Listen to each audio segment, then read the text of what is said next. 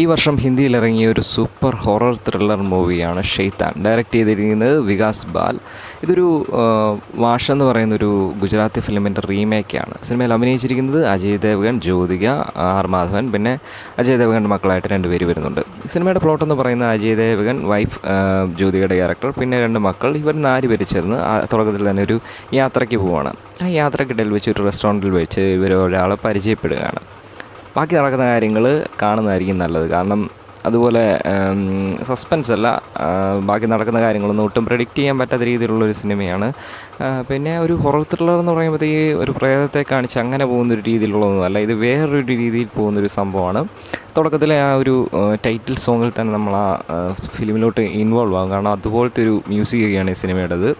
പിന്നെ എടുത്തു പറയേണ്ട ഒരു സർവൈവൽ ത്രില്ലർ പോകുന്ന പോലെ നമുക്ക് അടുത്ത് എന്താണ് നടക്കാൻ പോകുന്നതെന്ന് അറിയാൻ പറ്റാത്ത രീതിയിൽ നമുക്ക് എങ്ങനെയെങ്കിലും രക്ഷപ്പെടണം എന്നുള്ള രീതിയിൽ പോകുന്നൊരു ഫിലിമാണ്. Super movie.